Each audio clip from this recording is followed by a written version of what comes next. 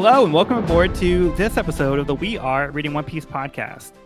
This is a podcast dedicated to following the entire story of One Piece from beginning to end as we focus on one volume each episode. We keep the discussion spoiler-free for new fans of the series, so this is the perfect place to follow along, whether you're new to the series or just want to revisit the world of One Piece with us.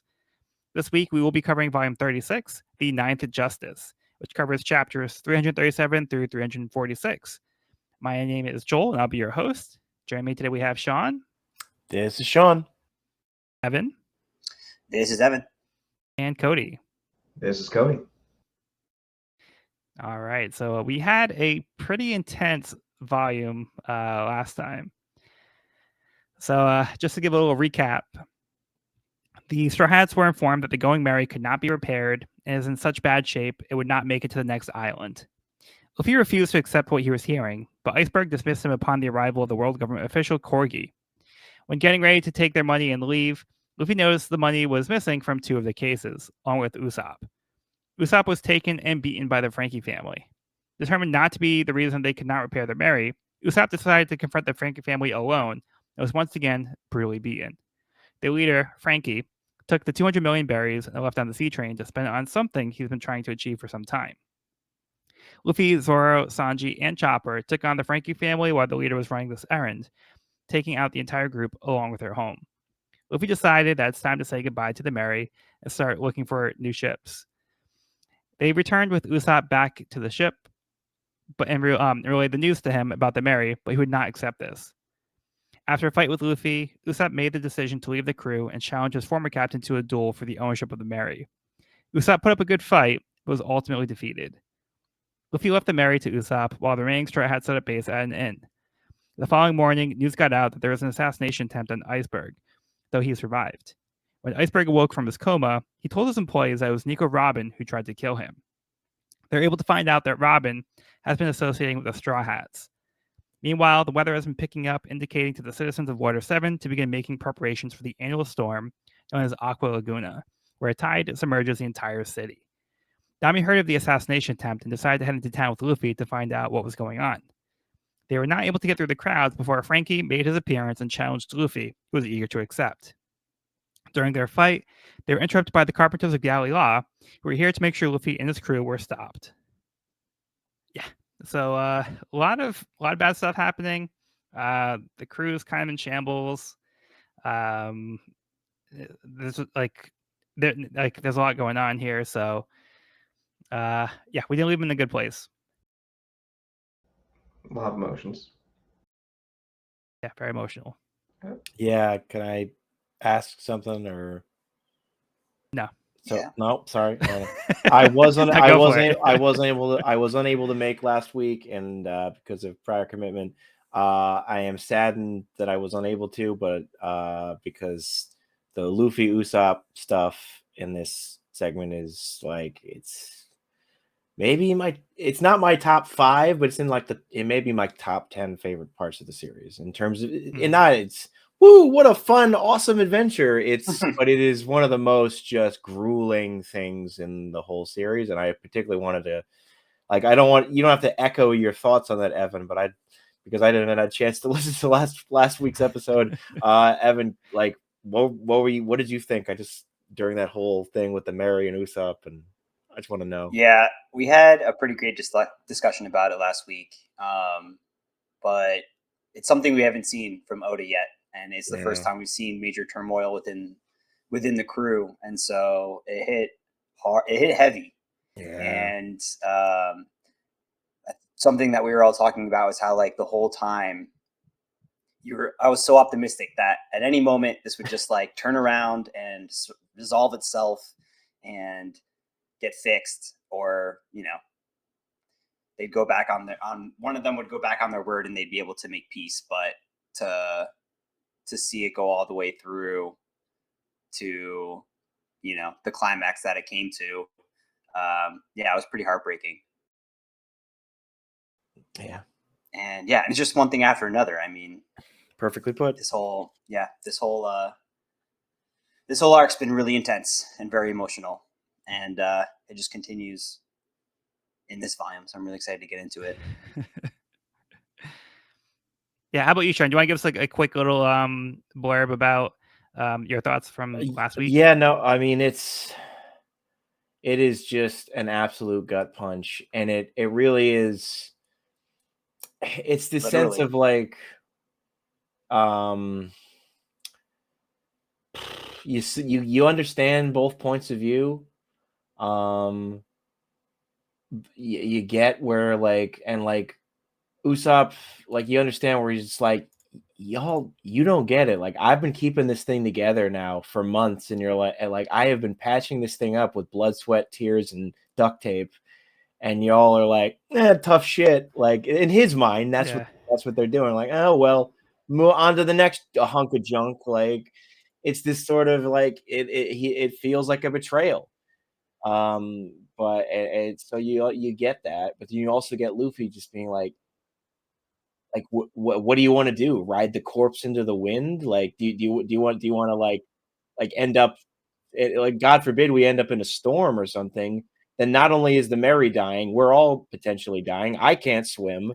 Like Nico, Yeah. Robin can't swim. Like Chopper can't swim. Like what do we like? We're screwed. Like so it's like you get it. You get both sides of this. Yeah, it's just like Usopp's having a hard time like accepting the reality, and like we kind of mentioned it as well, is that because like Usopp was like not present for like the entire like, conversation that was happening, and like he found this information after the fact. The rest of the crew had time to process this. Usopp did not, and He's like told it Usopp, secondhand. Yeah. yeah, Right. and Usopp has And he's told after the decision's been made. Right. Yeah, he So has he was no involved with that input on decision. the Yep. initial discussion. They're just like, Right. it's like a parent coming home and like, no, we're not going to Disney World. I'm like, when do we? Oh, well, I talked with your uncle like 7 hours ago. Why didn't I get to talk with my uncle? It's Right. like- Yep. I don't trust that uncle. I don't trust those shipwrights. Yeah, I just want to get some quick thoughts because it was a big moment in the story. Yeah, we have a lot to talk about in this volume as well.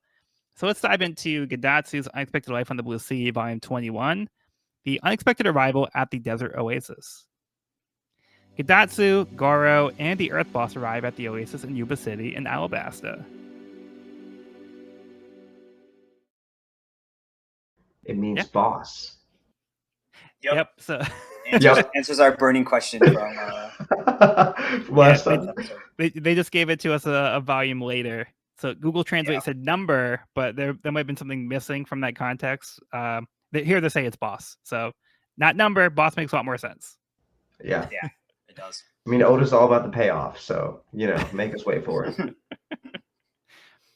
And we have a little cameo here from Koza. Yep. Which is how we know that they're in Alabasta. Yeah. Very cool. Nice. I just love seeing everything connect like that. All right, let's move on to the main chapter. Chapter 337, Protectors of the City of Water. The crowd cheers for the arrival of the Galley Law foreman. Nami is relieved that they will surely help them. Frankie tells him to butt out, despite the destruction he caused at Dock 1 during his fight with Luffy. The four men say that they'll have to deal with Frankie later, as they're here for Straw Hat, to Luffy's confusion. Polly tells Luffy not to play dumb and attacks him with his ropes. Frankie becomes upset that they're taking his opponent, as he wants to be the one to settle the score. After the foremen gang up on Luffy, he asks why they're doing this. Polly accuses Luffy for being responsible for the attack on the iceberg last night. Luffy is even more confused and has no idea why they would suspect him. They go on to explain that Iceberg identified Robin as one of the assassins, who is one of their friends. This comes as a complete shock to Luffy and Nami, but now the crowd becomes even more fired up at this news.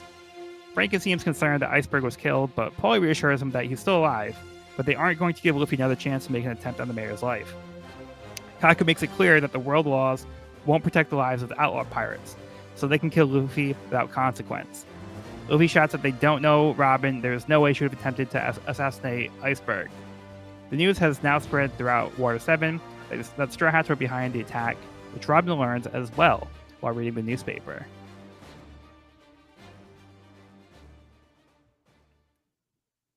Yeah, so thoughts on this one? Robin. We haven't seen Robin in like full volume. There she is. She's There fine. she is. Just reading the newspaper. It's just somehow things keep going from bad to worse Mhm. to even worse to like somehow even more worse than that. Yep. How many layers of worse can we just keep piling on? I feel like that's just like what Oda asked himself this arc. Like, how bad can I make it? He's really outdone himself this time. Hats off to him. We were in the clouds, and now we are rocketing past the Earth's crust down back to just absolute misery. We're like the Earth boss over here, digging holes in the ground. Hey. To I guess keep going with my Iceberg Luffy comparison agenda from last time. And this is a note that I wrote like literally the day after last time, so I might have the context in my brain that I thought I did, but I have a note saying it's an interesting contrast with the Galley Lot being preventative in this fight with Luffy, saying, "Hey, things went down last night. We're gonna make sure nothing else happens." Yeah. Whereas from both Luffy's and Frankie's side, it's more, oh, I couldn't protect this person. The damage is done. Right now, it's more vengeful than anything. Mm. And also, I guess, as opposed to like Luffy avenging Usopp or Frankie avenging his family, it's the crew, the shipwrights, protecting their own leader, Iceberg. Yeah, so everybody seems to be like trying to protect their group in their own way. Yeah. And they're prioritizing Iceberg over Doc 1 because Doc 1 is just getting absolutely obliterated. Yeah, it's about to be a scrapyard. The former Doc 1. Mm-hmm. It's cool getting to see Galley Law in action, all fighting together, and Luffy doing his best to evade and not get involved. But unfortunately, he's just kind of like caught in the middle. Yep. Yeah. But he's not attacking. He's only dodging. Yeah, he's just trying to find out like what's going on. It's like, why you guys attacking me? I thought we were friends. Like, I thought we're all good. Like, what I do to you guys. I also love the fighting styles of the Doc 1 Foreman as well. Mm-hmm. Like the rope action. I never thought I'd see like putty knives being used as an actual weapon, but like Haku came through with that. Like, nice. That was a nice touch. Yeah. Yeah, and Paulie using ropes. So not a double fruit user, but he just is skilled with using ropes, which is a very unique fighting style. Yeah, they all got their tools. And they're all really versatile too. Some really cool or I guess some really fun little Frankieisms in this one too. Yes. I mean, it was just at that age, that awkward age when they just, dude, come on. Did you look in the mirror today? Look, we all remember those wild days when we went into like a shipwrights studio and just started causing trouble. It's a rite of passage. It's just a phase. Just a phase. Yeah, surely you can't wear a Hawaiian t-shirt and a Speedo everywhere. Well, I didn't know what I was getting for Halloween, but now. Right? That'd be a pretty killer Halloween costume. It's a good time. Just mess up a shipyard. Yeah, so it's essentially like everybody like attacking Luffy and then like Frankie attacking the foreman because they're getting in the way of him attacking Luffy, and like he's destroying like the dock in the process. But we do see like a cool use of he has kind of like a machine gun kind of thing in his arm, which is pretty cool. So we saw like last volume like how he was able to like extend his arms like Inspector Gadget, like go Frankie punch. But now he's got like a gun in his arm. So he's got some tricks up his sleeve. Pun intended. Then we also have Luffy defending Robin still. So he believes in the best of Robin. So admittedly, he probably doesn't know Robin that well himself. but he seems to believe in Robin not doing this, despite everything he's heard about Robin too. Like Aokiji specifically warned about Robin, but despite the warnings, Luffy still has faith in his crewmate. And he doesn't even have an alibi for her or anything to be like, Right. oh, well, here's a concrete reason why I don't think she did this. He's just no, I just know her. Yeah. Mhm. Also seems that Frankie and Iceberg have a connection as well. Yeah, Frankie does seem a little concerned about Iceberg. Yeah, Mhm. and taken Don't aback tell me by that guy died, right? Yeah. I heard a ship crashed into him. I'm sorry, I got nothing for y'all. He's just that powerful. Yeah. It was a Titanic kind of ship. Too soon. Yeah, so one interesting thing that Paulie says here is that the mayor said that there were 2 assassins. So there's somebody with Robin, but we know it was one of the Straw Hats, and she disappeared with somebody previously. So Right, we did see her with somebody. Sanji spotted her with somebody. Mm-hmm. And I think we got a flashback from Iceberg's perspective in the last volume. Didn't we? Maybe that's the com. No, I think we did. I think we did get it before, didn't we? I think so. I don't think we did. No, well, that never mind. Could be wrong, but I don't think so. I'm just not going to say anything. There were 2 shooters on the grassy knoll. What happened when?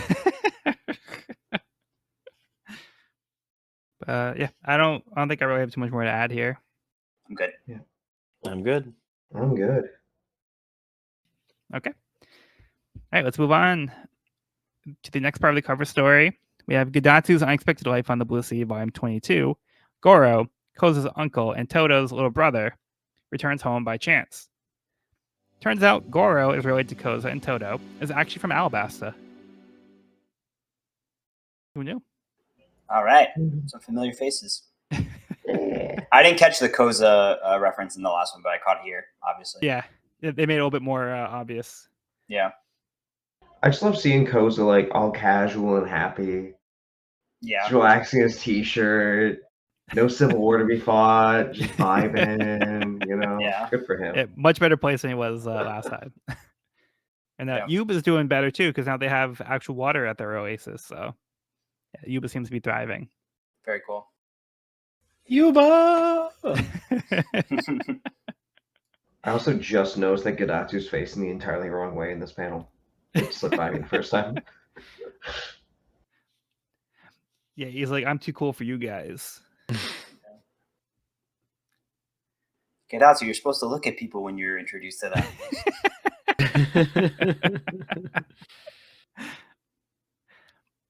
All right, let's get Evan's summary for the next chapter. All right. Chapter 338, Coup de Vent, which, by the way, is a French word meaning gust of wind. Ooh. Oh. Yep. Standing within earshot of the merry-go, Sanji and Chopper discuss very loudly the details of the Aqua Laguna, hoping to warn a certain someone of the coming danger. They flee the scene as Captain Usopp walks on deck, mentioning he heard something about a high tide and notices the wind picking up. Meanwhile, on Dock 1, tensions rise between Luffy and the Galley La.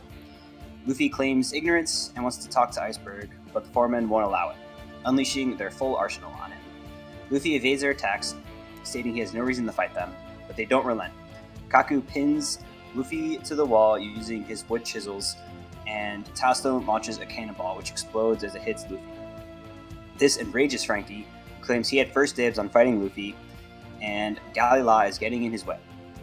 He connects his arms together, creating a large cannon barrel, and shouts, Coup de Vent, as he launches the air cannon at Galley La, sending them flying and destroying Dock 1. In the chaos, Luffy grabs Nami, and they make their escape. Frankie is unable to pursue them because he needs to refuel, which is noticeable by his limp pompadour.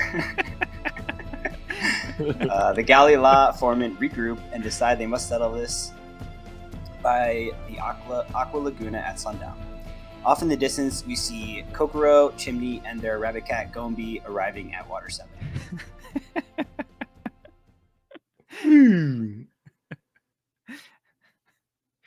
rabbit cat. It looks like a rabbit, but it meows like a cat. Yeah. It's very confused. I love this first scene with Sanji and Chopper just like screaming at each other from like point blank, trying to get Usopp to overhear them. It is the most wholesome comedy. Yeah. And I totally forgot about the scene last volume. Yeah. It's so nice. So nice. Yeah, so like we're talking about, like Sanji seems to be one of the more sympathetic people towards Usopp, like in this case here. So he and Chopper have been kind of like the ones who've been kind of like helping him out the most here. It's So, sweet. I love Chopper like in the the kind last of chapter. like subtle, not so subtle way of trying to like warn Usopp. Yeah. And more destruction on Dock 1. Yeah, they're whipping out all the tools, all the weapons. Like, oh, guns aren't going to work. Well, I've got dueling saws, so Yeah. here we go. A lot of really good teamwork coming in there. Yeah, with Polly and Kaku, with Kaku and Tilestone, just like Kaku in general. Real team player, Mr. Kaku over there. I love the pose of Freddie Mercury over here with the like the two saws this way, like on a Two-saw style. Two-saw style. Yeah, not their first time fighting pirates together. And I will never tire of the fact that Luffy continuously calls Iceberg Ice Guy. Yeah. That's it. Never gonna learn the proper way to say his name. Yeah, Frankie seems to kind of like take a back seat here for a little bit and kind of enjoys the show. He takes like a second to kind of like chill out for a bit, but then and then he suddenly doesn't. Yeah, and then suddenly remembers, like, very much Yep. does not take a back seat. Not And only then does not take a back seat, crashes the car for all intents and purposes. takes to the next level. Yeah, so Evan's translation makes a lot of sense here. Yep, the air cannon. It's a cool power-up move. Yeah, Very effective. like I love the way like his arms like blow up. Yep. Before he actually blasts the air. And of course, he gives like a full description of what's about to happen right before it happens. I just love all the bits like Frankie and the Square Sisters. Like the fact they either have these comedy bits. They creep me out, man. I love them. It's either like fully pre-planned or they're just like that good at like vibes and just like improv. Like either way, 10 out of 10 on top of it. Great job. Yeah. It looks like they help flip the table too.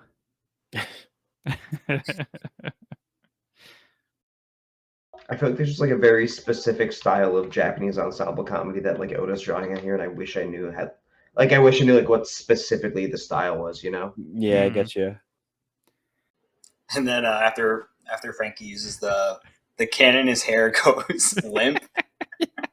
Yeah. Which was absolutely hilarious. Yeah, I love that. But he seems to have like a little newfound respect for Luffy here. Yes, definitely. Saying he understands the big bounty on Luffy's head. So he's got guts. Hey, anything else on this one? Let's see where this goes. All right, moving on. Kadatsu's Unexpected Life on the Blue Sea, Volume 23. The Hot Springs Inspection Squad. Koza, Toto, and Karu decided to go check out the hot springs. It's another little familiar face here. Karu! He's still got the little barrel on around his neck. Yeah, his little drink. It's so cute. Oh, I love Karu. Gadatsu's still looking the wrong way. Yeah, he's looking the wrong way again. He's very antisocial. I will say the boss of the Earth is like 45 degrees in the wrong direction. I think there's some influence going on here. He's doing the double peace signs again too. Yeah. We love it. We love it. Signature move. Yeah, really trying to convince everybody he's not a crook. We'll see. We'll see. Anything could happen. Okay, let's get Cody's summary for the next chapter. Chapter 339, Rumors. On a rooftop outside Galila, Nami tells Luffy about the danger of Aqua Laguna, then deduces where Iceberg is staying, and tells Luffy to be careful as he goes in. Luffy agrees, and then rockets himself through a window. The workers inside somehow notice and start chasing Luffy. As Luffy searches, Khalifa notifies Iceberg of the commotion, and he asks her for a favor. Workers shoot at Luffy as he scrambles to find the room until Khalifa appears and calls out to him. Soon after, the workers check with Khalifa outside to ask if she's seen Luffy. She says she hasn't and tells them to keep the noise down. Inside, Luffy finds himself face to face with Iceberg. Luffy says he wants to know the real story, and Iceberg confirms that he saw Robin the previous night. Luffy questions how he knows it was actually her, but Iceberg points a pistol at him, saying he let Luffy in to ask a favor. Iceberg wants to see Robin once more, but Luffy can't help him because she's missing. A gunshot echoes, and the workers burst into the bedroom to find Iceberg alone and unharmed, with a window open. Iceberg orders the workers to capture the crew.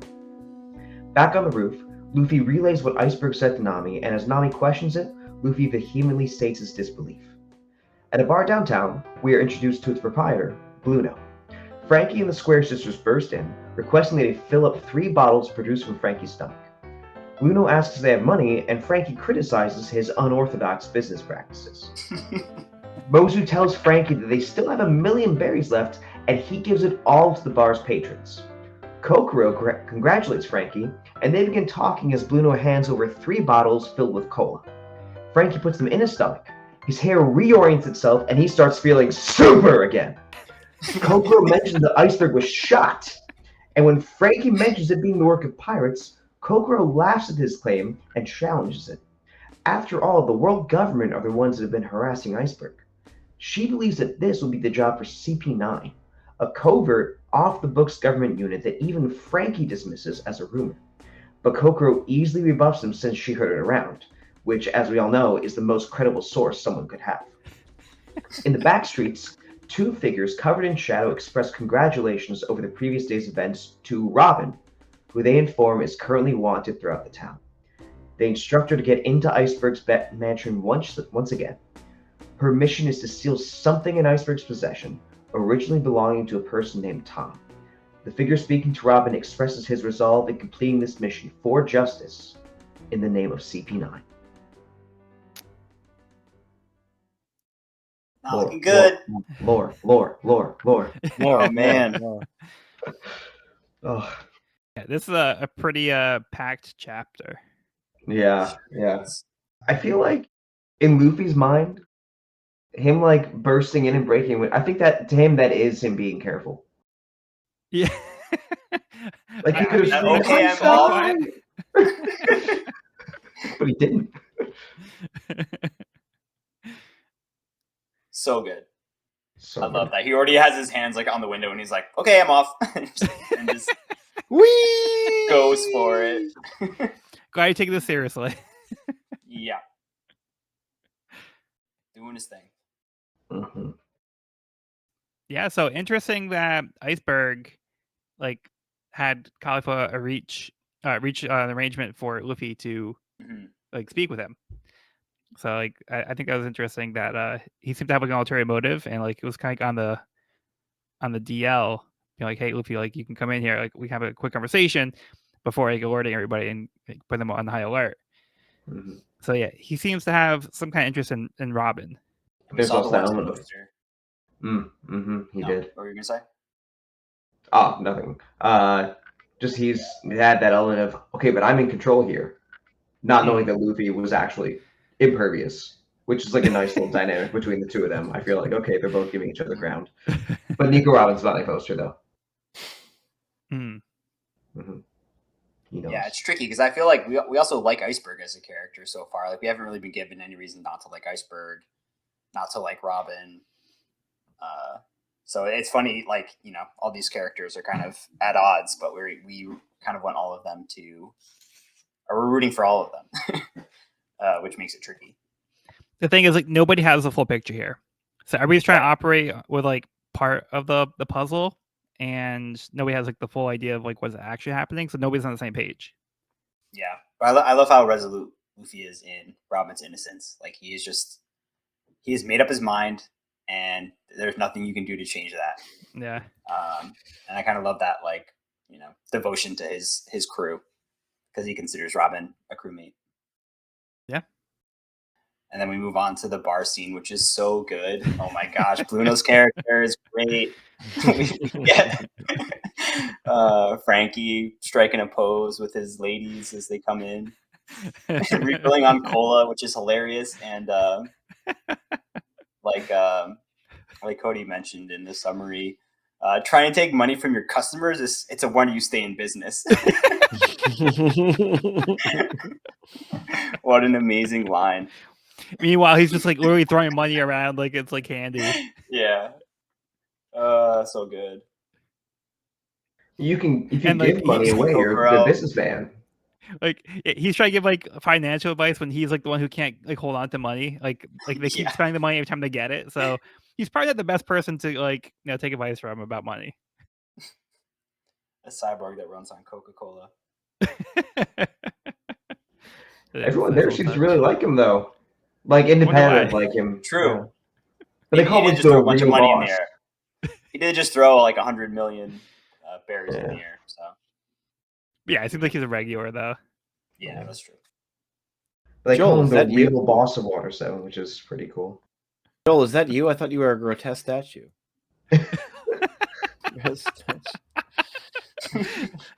I get that a lot actually. I wonder why. Yeah, I'm kidding. That was hilarious. So. Thank you.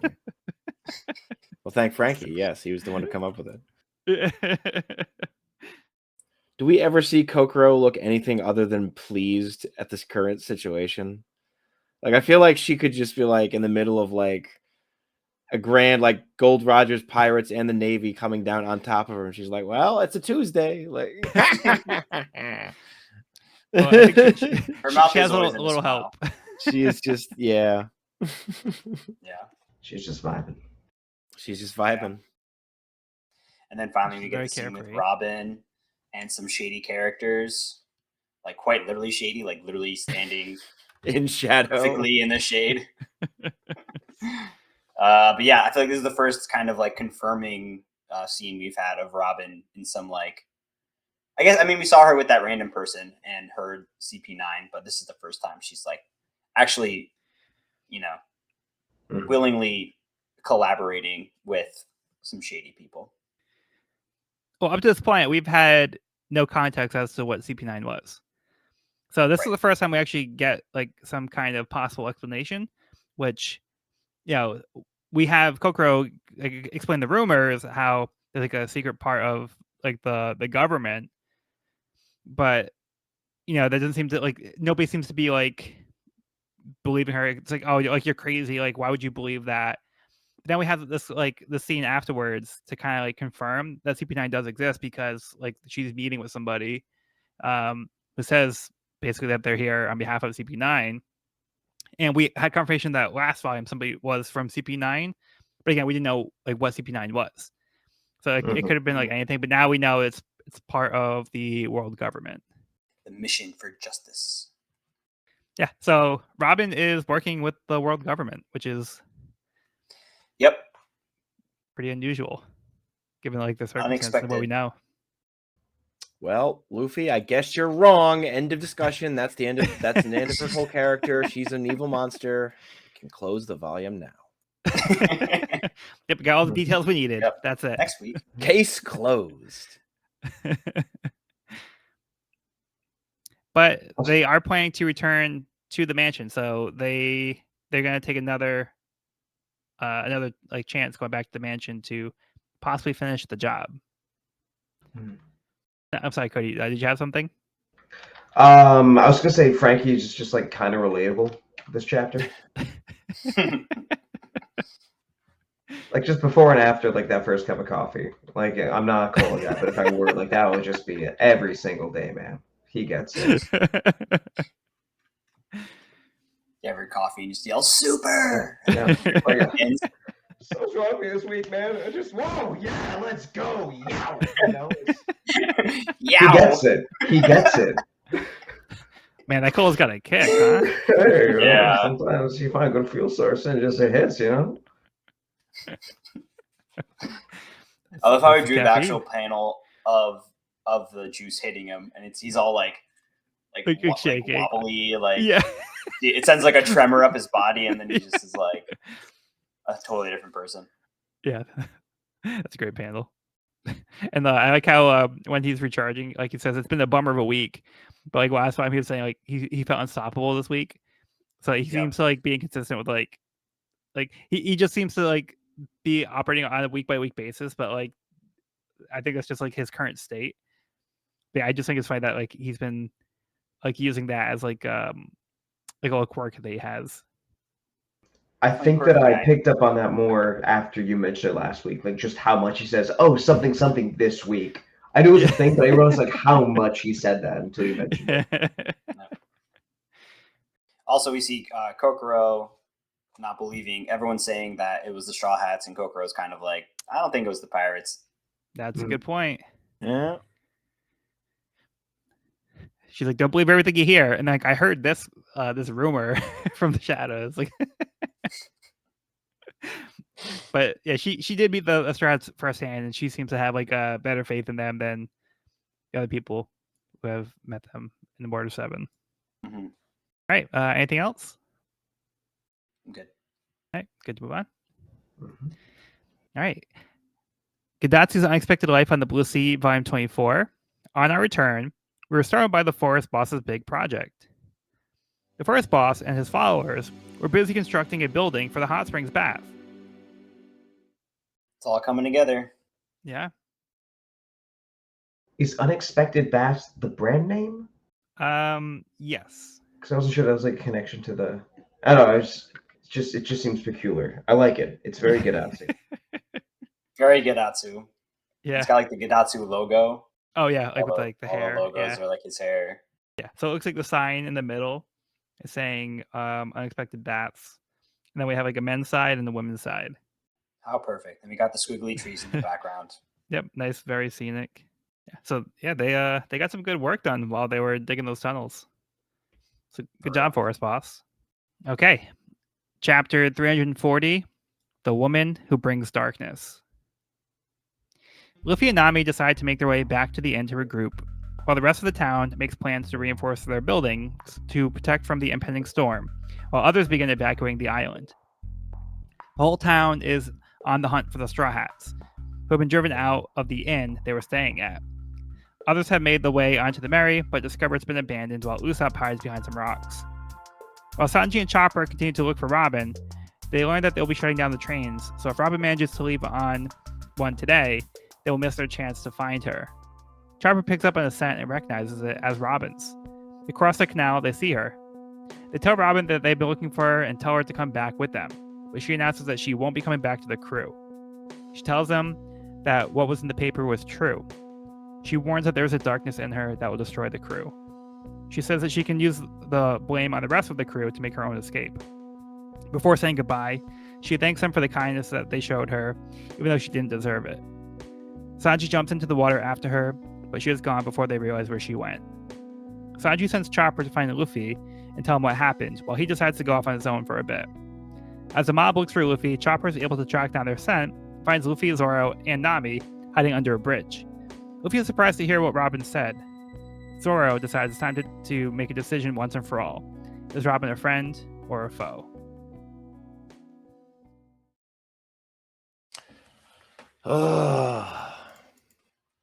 So mysterious. Uh, I want to believe that Robin is innocent, but it's getting really hard. One thing I will mention though is just the look on her face when she says, "Thank you for the kindness you've shown me till now." There's just something about that, which I feel like just paints like a decent picture, but also just really tugs at the heartstrings. Yeah, it feels really genuine. So maybe there's a part of her that's like I respect you guys for what you did, but she's making it very clear that she has she's going a separate way here. So she is announcing that she's leaving the crew, and yeah, she's not coming back. They won't see her again. Yeah, we had a partnership. What is It was going brief, on? but like I did appreciate y'all for what you're able to give me right now, genuinely. And then bye. It's like, oh, I can use you guys as a cover for my own escape. So cool. Sorry about that, but also thanks. Well, It just seems to be how she operates. Yeah. For anyone who wanted a deep look at Luffy's toes, this is the chapter for you. I told you, Warren said that's one of my favorite art in this entire series.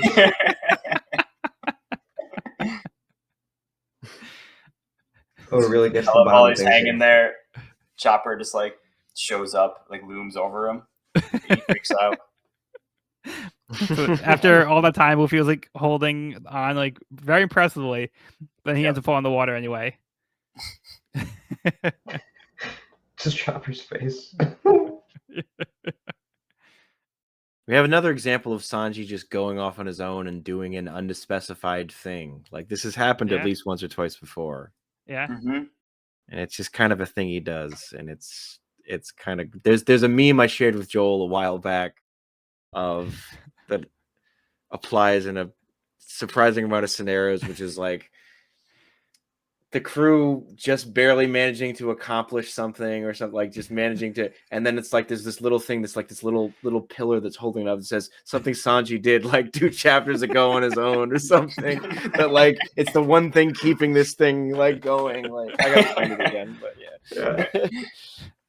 Yeah, because we've seen him in a little garden. We saw him in Alabasta. In Skyapea, he does like the whole, like he sets up Yes. the Luffy Eneru stuff really, and then Yeah, fucking like dies Arc essentially. Maxim. Like he sabotages the Arc Maxim. So Yeah. like Yeah. Sanji does his own thing. Anyone else tear up when he was like their X Factor? He is. Anyone else tear up when he was just like diving in the water after Robin? He just wanted an excuse to take his shirt off, but yeah. I mean, good for him, you know? Good for him. Good for him. Yeah. Yeah. Doesn't like right before this, isn't he like, forget about Luffy, we're looking for Robin or something like that? Maybe not. But yeah, never, or it's Nami I'm worried about. He's worried about Nami, not Robin. Oh, yeah. Of course. He's like, never mind Luffy, it's Nami I'm worried about. I'm so curious. Because I really like Robin's character, and hate to see another crew member gone in this same arc. I feel like we've actually lost 3 crew members. We lost Mary, we lost Usopp, and now we've lost Robin. Yeah. I can't take another. So there's still time. There's still time. And we lost Chopper last arc when he came back, but they temporarily lost Chopper. So a whole bunch of shakeup going on with the Straw Hats here. A whole lot of shaking going around. But yeah, Robin gives like a pretty foreboding warning, because she says that like basically she brings darkness, and by being around her, like essentially it's just going to consume the crew, and they're going to kind of get caught up in that. So it's kind of like she's like, yeah, you don't want any part of this. Like I'm just going to like end up destroying you guys. So there's something about Robin that she seems to also like recognize like within herself. And what's my train of thought? It's like a self-fulfilling prophecy. Oh yeah, she says like like you guys showed me kindness I didn't deserve. So there's something about her that she feels like that makes her like lesser or not good, that like she doesn't deserve like a kindness.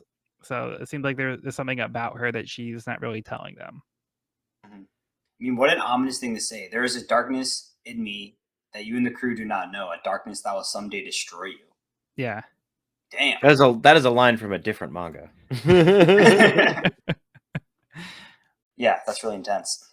But also respectful and very self-aware, being like, I don't want you to get hurt, so I'm going to remove myself. And there also is some care in that. Maybe it's just kind of like, well, you guys were kind to me, so I guess like I can kind of like return the favor in like a little way, I guess. But also, like, thanks for the cover as I escaped deuces. Bye. True. Bye. True. Anyway. Sorry, not sorry. So my nature. So Yeah. like I'm aware of it. I'm just not doing anything about it. Anything else on this one? I think we're good. Yeah. I just have like one note be like Chopper, buddy, sad face. Oh, That's most of my thoughts on this chapter. Yeah, I mean, Yeah. it's pretty sad to see like Sanji and Chopper's reactions. Like they look genuinely shocked to hear this coming from Robin. Mhm. She straight up like tells him like, yeah, like I'm leaving. This is like the end for us. So And he thinks it's because he did something bad at the bookstore. Yeah. that's so sad. Did I annoy her? Is that why she's leaving? Buddy, no, it's okay. It's not okay. And actually, everything really sucks right now. But like, it's like you're okay. You're okay. You didn't do it. It's not your fault. All right, let's move on. Gadatsu's Unexpected Life on the Blue Sea, Volume 25. A tunnel to the unexpected hot spring island opens in the country of sand. They build a tunnel to connect Alabasta to the hot spring island where the baths are. Woo! Ooh. You're gonna make us for a whole volume question what one kanji is. And you're like, here's an entire billboard in English for your convenience. Make it make sense. It was probably a space thing, but I was still like just a little miffed, even though I knew why.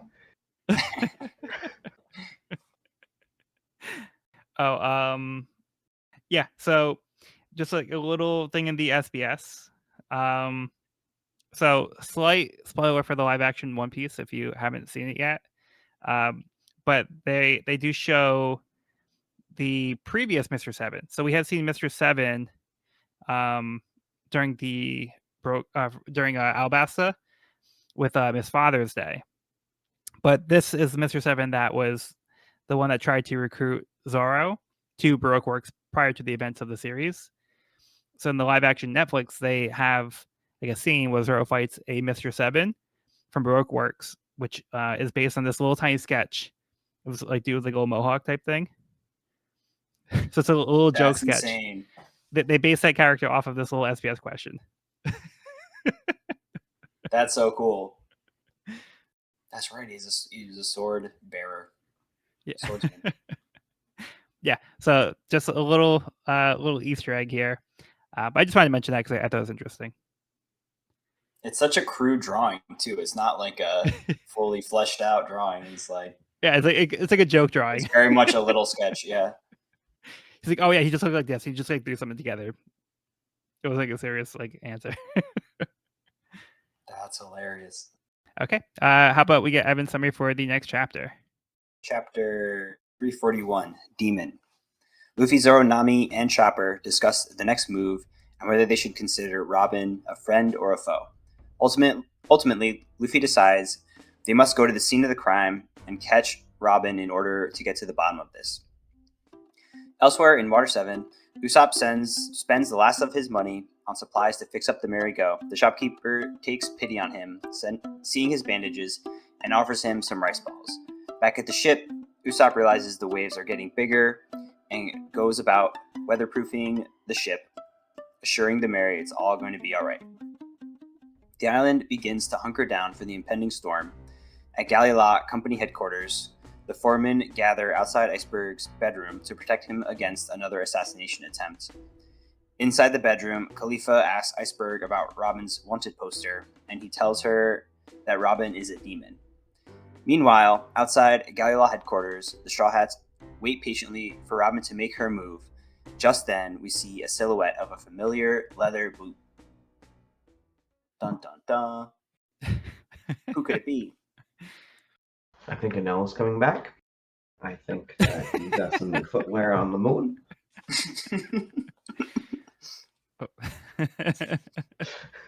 Just a theory. Okay. Yeah, I can't really comment. I on forgot this I yet. haven't turned my mic back on. I was gonna say $5 is skiing on the moon. Wait, no, fucking hell, it's Geen. It's Geen. Skiing for the ween. Geen for the ween. Geen is the most important side character in the entire I story. swear to God, he will come back one day, Joel. Please. He's here. What are you Please. talking about? He's here right now. He's here right now. I am pleased that he is back. Yeah, so they decide that they're going to meet with Robin, even if it means like capturing her to get to the bottom of this. They want answers, and they're not accepting what they heard. So a lot of information being told to them that they're like, no, I don't accept that. Yeah, I love that. Like Luffy's gotten all the facts given to him, a lot of proof that Robin's in some shady business, and he's still like, no, I got to see this. Like I have to catch her red-handed and like talk to her to get to the bottom of this. Like I'm not going to settle for anything less than like she's got to tell me to my face, you know. He's like, you're telling me the facts, but I feel like that's wrong. Yeah. But I don't know. I feel like we've always commented on Luffy's judgment of character. Like Luffy has always had a really good judgment of character, and here he's super resolute about his opinion, and so it's nice to see that him like standing up for his crewmate and not taking it at face value. Right. And you know it's serious business when Luffy is actively listening with a very serious look on his face 3 times in one chapter. That's how you know. Yeah. I also love the last panel of that discussion. They're all looking serious and like, all right, let's go. And even like Chopper, cute little Chopper's got like his serious face on. It's giving Walk to Arlong Park vibes. Looking badass. Yeah, and it seems like they are speculating that Robin is, if she's going back tonight, she's probably going to do something even worse. So because she failed the assassination attempt, it's very likely that tonight will probably have like a worse result. So it puts a little extra pressure on everything. Because what we didn't have enough of was pressure right now. Right? It's been a very chill couple chapters. But they do realize that she is with someone else that was wearing the mask. They don't know who this person is, but they have the detail that she was with somebody else, so that isn't one of them. So they know that Robin is involved with another person to some degree. So I think they're thinking, oh, that person's probably responsible for what's going on here. And how about Usopp? I was just gonna say, then my mic cut out. Yeah. It's, man, like the shopkeeper saying, hey, take care of yourself twice, really took the words out of my mouth. But then at the same time, just that pure optimism in his face when he's working on the Mary, like, it really shows you where he's coming from. Yeah. Maybe forget like just the factual basis, like just in the same way that Luffy's saying, I have these facts, but I believe in Robin. Usopp has that blind belief in the Mary, and I will, I'll hold judgment on either party. So camera, sorry about that. I was very blurry for a second there, but I don't know. I feel like it just says a lot about both of them, and it's just a really beautiful moment. Yeah, he's like, don't you worry, it'll be fine. Your ship that has flown in the sky, don't you worry. Just hammering away. Yeah, it's hard not to feel bad for him in this chapter, but he seems happy. Yeah, especially when he's carrying all of the like materials by himself, and like the merchant's kind of like, hey, why don't you get your friends to help you? Like, come on, you gotta have somebody that's gonna help you. Like, and he struggles to carry the materials, and he like falls over, and the guy's like, wow, this guy's like a mess. Like, I mean, I at least gotta give him some food. This guy looks like he's in rough shape. So he does take pity on Usopp. But yeah, this is a pretty rough scene here. And I did not mention the Blue Nose bar scene in my summary, but just like before, Frankie just kind of like turns on a dime and all of a sudden like realizes he's not doing what he should be doing or whatever. Or just like completely has a change, like pulls a 180 and like barges out of there all pissed off. Like smashes the bar table. This man has too much testosterone. My God. It all goes right to his forearms. Yeah.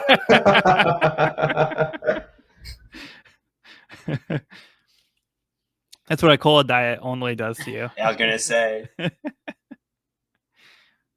guy runs on Coke. And not even that kind of Coke. You didn't think so. But no, just like Might as well be. carbonated soda. But yeah. God, can you imagine Frankie drinking a bunch of Coke, then doing Coke? Coke squared. Like, I mean, Shonen power-ups really aren't what they used to be. I guess not. He'd be unstoppable.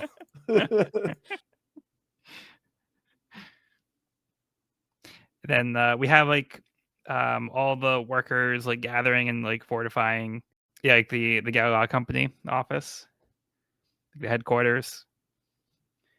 Yeah, it's a cool shot of them all sitting outside the door. Yeah, I mean they basically have like a small army here, so like they really want to make sure Iceberg is protected. Heavily fortified. Yeah. I mean, Iceberg calling Robin a demon. Yeah. So we know how he feels. Yeah, and again, he has her wanted poster in the room, but he kind of like deflects the question. So like we didn't really get an answer here. Like, why does he have this wanted poster? Like, why is he concerned about Robin so much? All right. Anything else? I just love how the Straw Hats have a reputation for themselves outside of the insular events of this. Because you have that one person with the very nice hat talking about how, oh, they've got like 5,000 men. Oh, they've got all these like really cool. Oh, there's like 3,000. Oh my God! And I'm like, wow, in such a short time. Like I don't think Usopp's moonlighting for like the newspapers and writings, but like they really have this reputation. And that's just really cool to see how far they've come in such a short time. Yeah, somebody overheard Usopp yelling at the shore, I have 8,000 henchmen. Wait, what? Someone right there. Wait, really? Oh, we have got to watch out for those guys. Oh my God. Yep. But they heard a typo and they heard 3,000 instead of 8,000. Oh, yeah, it sounds like they're probably listening to the same sources that Kokoro was listening to. Yep. Oh, yeah. The Alex Jones of the One Piece world. All right, moving on. Gadatsu's Unexpected Life on the Blue Sea, Volume 26. Pinter's ocean floor bus service begins. Pinter's transports passengers using the ocean tunnel to get to the island. Yeah, so they have this like kind of sea tunnel.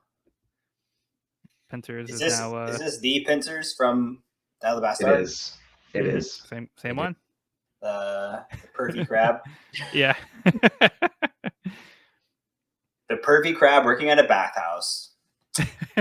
Great.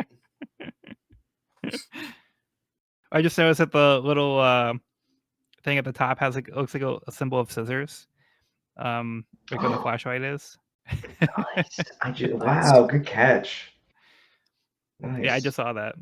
And I like how the flashlight is facing sideways when he's like facing like the other way. Mm-hmm. But he has to peek like off to the side to see like forward. Still smirking. All right, let's get Cody's summary for the next chapter. All right, chapter 342, The Messenger of Darkness.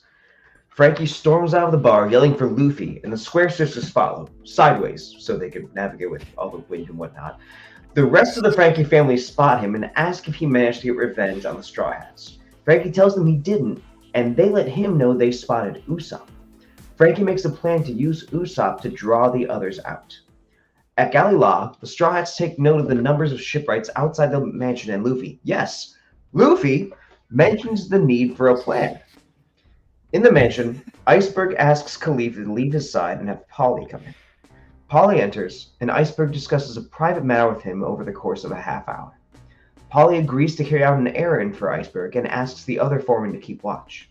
He heads to Iceberg's office, peels back the carpet under the desk, and begins entering the combination to a hidden safe. Near the mansion, Robin and a large figure whose face is covered by a bear mask talk to someone on a Denden Mushi, confirming that they are ready to start their plan, and the voice on the snail says they'll create a distraction. Immediately, an explosion goes off outside the mansion, shocking everyone there and the Straw Hats. Tilestone hears that someone has been spotted.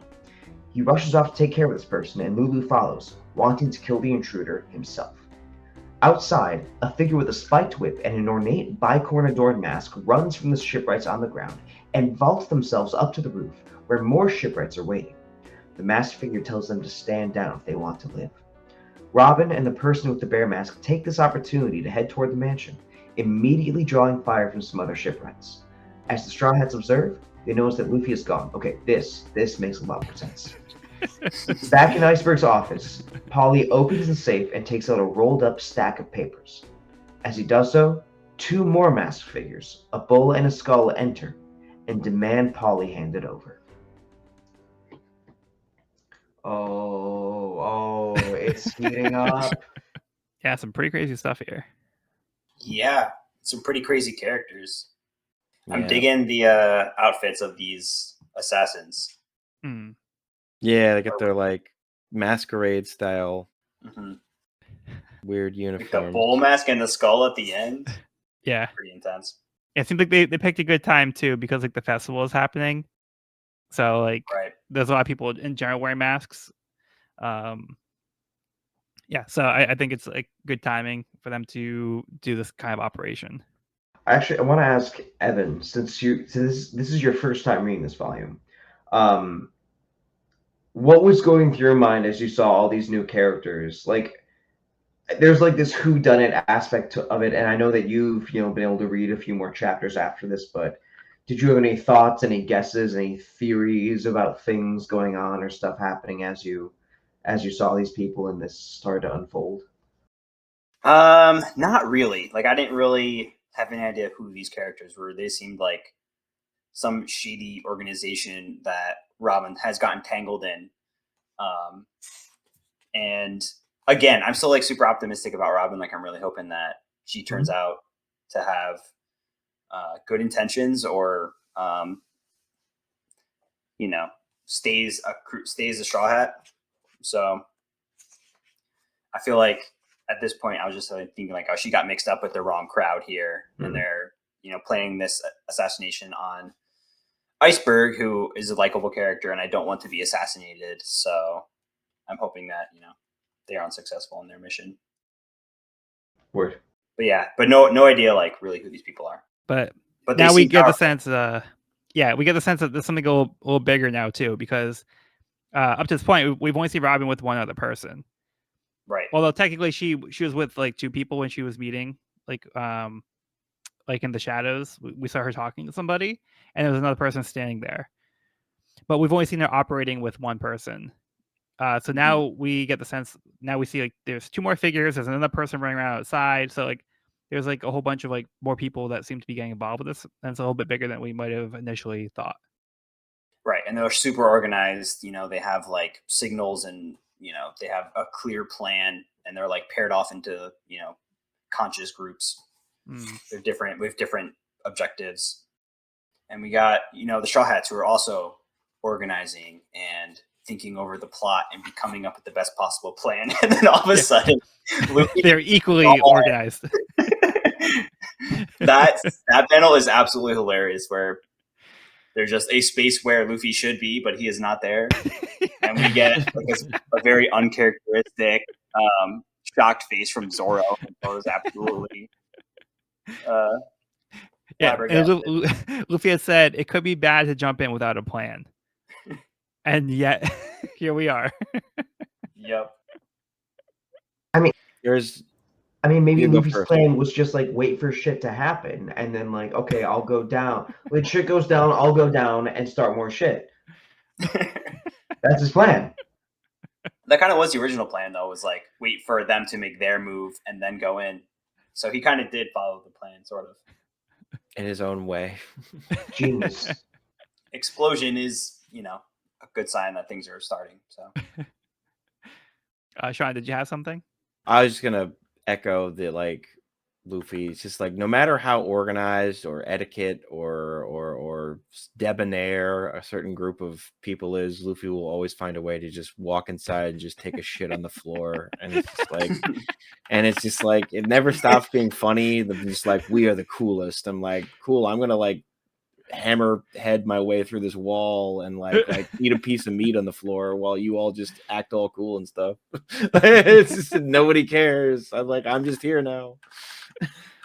Right? I feel like he's so instinctual. Like he just acts on instincts. And at the beginning of the chapter, I did love how Kiwi and Mozu were like walking sideways into the wind because like the way their hair is would have blown them away because the wind is so strong. So like Frankie's like, "Why are you guys walking like that?" It's like we have to so we don't get blown away. Hair 2D. Like Joel and Sean, you know like how those upstate, like I guess those Northeast winters are. I just got vivid memories of trying to like just bring a 4x8 platform into my house to deal with something. I felt for him in that moment. And then we also have this detail here where Iceberg calls Paulie into his office, and he whispers something to him, and gives him an errand. So he leaves, and then he goes and finds a safe in the office. So Iceberg was hiding something. Yeah, it makes you think he knows that there's something deeper going on here than just someone trying to kill him. Seems to be the case. I really love the shot through the window as they're having that private conversation. It just does such a great job to establish, I don't know, the secrecy of it. At first I was thinking, oh, is this Robin's point of view? And the next page I realized, no, she's on the hill. It's not. Don't get ahead of yourself. But still, beautiful shot. Yeah, it's cool. It's almost like a pan in because two cells earlier you get like the zoomed out window, and then it kind of like zooms in. Yeah, 100%. Yeah, which is cool. I love the shot when we first see Robin in her getup, in her CP9 getup with this bear guy. Yeah, and they have that tiny little like transponder snail. I don't think we've seen like a little handheld like that yet, have we?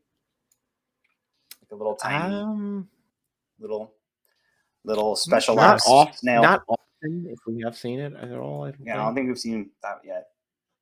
I think, did Hina have one? I feel like there was like one in the Marines, like around Alabasta, but I can't place it. Yeah, I don't know if we've seen a portable one or not. If that was like on the ship. Yeah, I can't remember for sure. Pretty neat. Special ops snail. Snail walkie. Yeah, then we get this explosion to kick off the distraction that CP9 was saying. Like, now's the time. That's the signal that kicks them into gear. And this other figure shows up with a whip and tells them to stand down, even though they're surrounded. We also get the sense that this is not Robin's like first rodeo with these people. Like she seems to like have a plan, be like fitting right in with the group. She's done her homework. You know, she's flowing with the team. So it seems like it's not their first rodeo together. Yeah, like she might have been picked for a reason. Yeah. She does seem a bit annoyed with how they're conducting themselves, but not enough to really be that frazzled. More just like mildly irritated. The last panel is so ominous with the silhouettes of the skull and the bowl character. Again, I really like the character design on these people. It's like they're cool. The top masks, yeah. And when I hear Bull and Skull, it makes me think of Bulk and Skull from Power Rangers. Oh God. That's just I remember some stupid ass theme playing whenever they show up. You just unlocked like a primordial part of my brain. Wow. I'm sure they're like just the same type of character. Oh yeah, definitely. Harmless, like, just like comic relief. Yeah. Bunch of bozos. All right, are we ready to move on? Mm-hmm. Okay. Gadatsu's Unexpected Life on the Blue Sea, Volume 27. The princess and her entourage pay a visit. Vivi, Igaram, Chaka, and Pell arrive to check out the hot spring baths. Hey, more familiar faces. Yeah. This is a nice callback. Yeah, nice to see Vivi. I guess word really got out. Yeah. Yeah, so the whole gang's there. All right. Chapter 343, Cipher Pol No. 9. Robin and the figure with the bear mask are surrounded by the workers. The bear figure lifts his cloak as the workers open fire on them, but to everyone's surprise, the two have disappeared.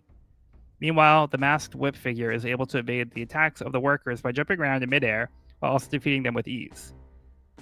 Polly addresses the bull and skull masked figures that have entered the room, asking who they are. They say that they're agents of justice who come from the shadows, undercover intelligence agents from Cipher Pol No. 9. Polly remarks to get here, they must have encountered some of the Galileo men, to which they callously state they may have been casualties, but they did not care to note such details. They tell Polly to hand over Iceberg's special item, though they'll have to kill him because he knows too much. Robin and the bear figure approach a wall and determine that this is the wall that connects to Iceberg's room on the other side. The bear figure press against the wall and instructs Robin to push, creating a door using his body, which vanishes after they enter. Iceberg is surprised to see the figures entering the room using this method and realize that this must be how they got in last night. The bear figure tells him that he has the power of the door fruit, which allows him to create a door out of any wall. The bear figure shoots Iceberg with a non-fatal shot, which Robin is confused by as there hasn't been a signal yet. The bear figure says this is to help prevent him from talking. Iceberg deduces that they must be from CP9, which the bear figure confirms. Iceberg realizes that the Straw Hats had nothing to do with this after all, which is part of their strategy to deflect the blame. The bear figure says that they are after the blueprints for a certain ship, which has been passed down from shipwright to shipwright for generations. They figured if Iceberg felt his life was threatened, he would make a move to pass down the blueprints to another, in this case, Polly. The bear figure says he'll take care of the shipwrights in the hall and leave Iceberg to Robin. Outside, Zoro, Nami, and Chopper make the decision to try to enter the Galileo building, as Luffy must have thinned out the crowd by now. To their surprise, this was not the case, and Luffy was nowhere in sight. Turns out, Luffy is stuck between two buildings and tried to jump into the mansion. Inside, the workers call for backup as Lucci and Kaku seem to have been killed, while the bear figure sits outside Iceberg's room.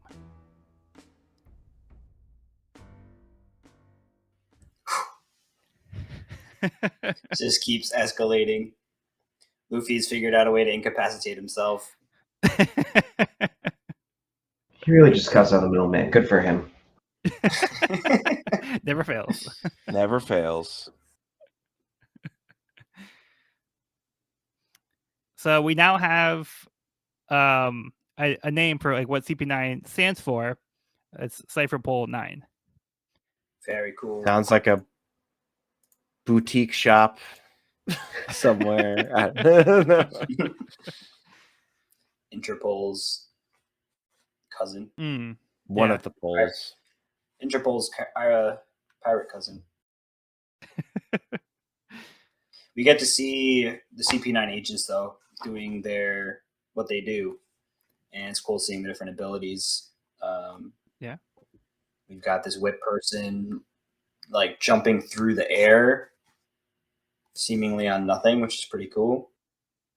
Yeah, they use the term moonwalk. And we got a door guy. Yeah, moonwalk. So there must be Michael Jackson fans. Yeah. Django fans. Yeah, they're stealing his thunder. Yeah, it's like the same ability. And then we got the door fruit, which is pretty cool. Now push me like a door. So that explains how they've been like disappearing out of thin air. Yep. Because like when Sanji first saw Robin, like he turned the corner and they were gone. That's so this right. must be how they got away, and how they'd be getting in and out of the building without. Because they mentioned last time too, there was no signs like a forced entry or like a break-in. So this shows how they were getting in and out. It's a very good ability to have when you're in a secret organization, infiltration organization. It has its uses. Just a bit. Sorry. It's just such a creative way to do it too, because like Oda could have easily just like had him make like just a plain rectangular door, Yeah. But no, it's just like it literally takes the shape of this bear dude. Like, wow. I wonder if he can do it by himself or if he needs somebody to push him. Maybe. I also wonder, he mentions, let me find the explanation real quick. However thick the wall, whatever I touch, it becomes a door. What constitutes a wall? These are the questions. Because if it doesn't matter how thick like the object is, could like what's like there has to be some amount, otherwise like the entire world is a door. I need answers. Oda. You can't use it on the floor. It has to be like a wall. No, I don't know. I don't have the answer. I don't know. I need a carpenter to answer this question. Mm. But I think it's like a fun concept though. Like he could have been like, oh, he has the ability to teleport. Like he could be like Nightcrawler. Like he could like, you know, he can bamf from like one room to another. Like he just has to like be able to visualize it or something. Or he could just be like Shadowcat, just be able to walk through walls. But he can walk through walls. The specific act of having to make a door to do so gives him a fun visual touch. Mm-hmm. Yeah, and even though oh, go ahead. I was going to say it's cool that he can also seal the door behind him too, so that Yeah. there's no trace that it ever happened, which is kind of cool. Cool detail. Mm-hmm. Yeah, and even though we're just like trying to discuss like some of the logistics, it does feel like it does limit the ability to some way. Like it's not like I can just instantly teleport somewhere else. It's like it's something that is restricted to like this parameter. So we don't know exactly what those details are, but it does feel like they're there. There's like some kind of rules how this probably works, but we don't know the exact details yet. Speaking of this bear dude, I just love the shadows on his face and how Oda's able to use the mask itself and just the angle at which it appears to convey so many different tones. Yeah. It's really, really, really, really well done. Yeah, and there was actually a panel in the last chapter as well, I think. I was thinking as well. Like I really like the shadow. I think when you had the like the transponder snail, like the shadow on it, like because like the bear almost has like like an innocent kind of quality to it. It doesn't look like a menacing bear. It looks like almost like kind of like friendly and goofy, but it's kind of juxtaposed by like how serious like this character seems to be, and like what they're here to do. So like yeah, I think just having like these kind of masked figures is kind of like creepy in this way, where they're like trying to operate in the shadows and they're here to do something that seems to be like a little sinister. Yeah. And even like when the bull is like explaining that they're from Cipher Pol No. 9, like there's not like really like background details, but you can see like the bull is like kind of covered in shadow, and it does give this kind of ominous feel. It's pretty unsettling. And then we have like on the next page, like just kind of a shot of like the eyes, saying that now that you know, like we'll have to kill you. Yeah. Uh-oh. And you know they're not joking. Speaking of, poor Kaku and Lucy. Right? Yeah, I hope they pull through. Yeah. I like both of those characters. And Hatsuri. Panel. Well, Hatsuri is at least cooing, so Hatsuri okay. All right, Hatsuri. Okay. Oh. Yeah. But yeah, we said Kaku and Lucci like bleeding, and like Kaku's like slumped in the chair. Not looking pleasant. Yeah. I guess they ran out of crazy masks for Robin. She just has like a classic. Yeah, I feel like she kind of got cheated shorted out of a cool mask. Yeah, right. Just like here, you can have this one. Like we don't have any animals, but yeah, just cover your eyes. Come on, I couldn't even have like an octopus, like all my hands. She does have like almost like a Batman and Robin kind of mask. Yeah. So she's that kind of Robin now. The Oh. girl wonder. Always looking on the bright side, Joel. That's the animal motif for her. It's like the bird Robin. And we do get the information of what they're looking for. Yeah. Mysterious blueprint. Which makes sense. There are like shipbuilders. Yeah. Yeah, so this ship has been passed down from generations to generations, like for the blueprints for it. So they seem to really want to get their hands on it. Yeah. So anything else on this one? Things are getting spicy and bloody. Hmm. We are in who done it, who's doing it, and who gonna do it territory.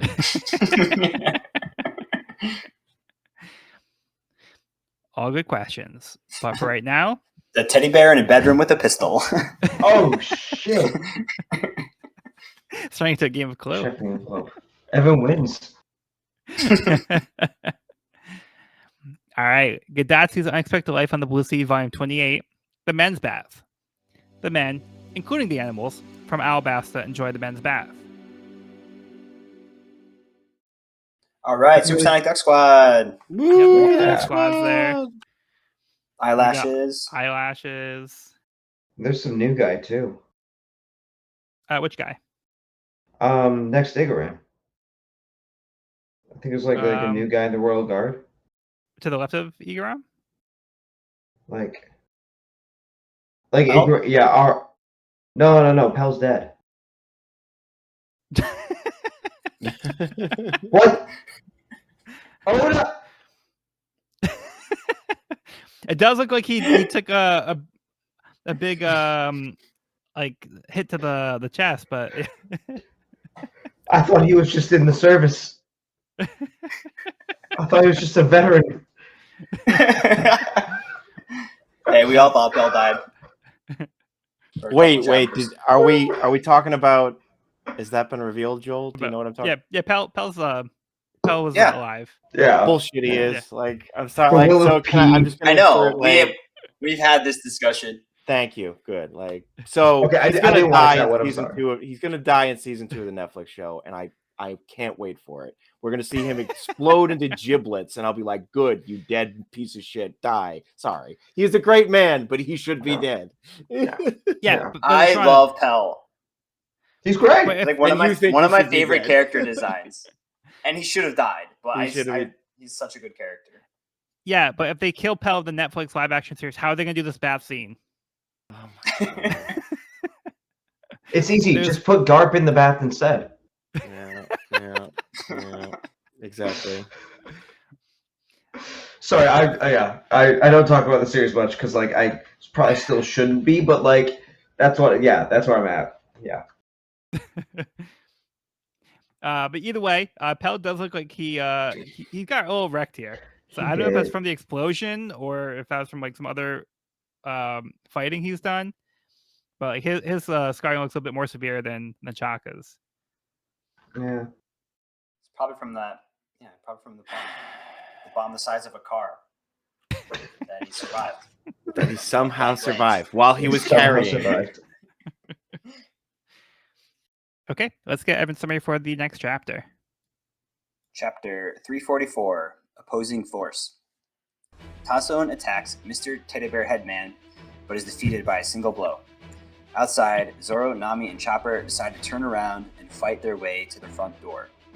Meanwhile, Luffy has managed to unstuck himself and makes his way to Iceberg. In Iceberg's bedroom, Iceberg and Robin face off. Iceberg knows Robin is searching for the information inscribed on the poneglyphs, which is a high crime according to the government. Iceberg is worried Robin is going to destroy the world because she is the only person capable of reactivating the ancient weapons. Iceberg also finds it strange that Robin would work for CP9, a government agency, while also being pursued by the government. Iceberg confesses he has in his possession the blueprints to one of the ancient weapons, a battleship named the Pluton. When Iceberg was given the blueprint, he was warned of a girl who'd escaped from the O'Hara incident 20 years ago and was told she is a threat. Now confronted by that girl, Iceberg decides she is too dangerous to live and that the evils of the past should not be reawakened. But before he can pull the trigger, Robin pins him down using her devil fruit powers. Robin goes to finish him off, but Iceberg says they've fallen for his ruse. In Iceberg's office, Polly has been bested by the two CP9 agents, and before he passes out, he reveals that the blueprints he's been protecting are fake. Woo! Double cross. Yeah. So this one is also like another like lore like heavy chapter. Yeah, I mean, for I knew sure. the new anime on Netflix by Urasaro was cool, but I didn't know it was an ancient weapon.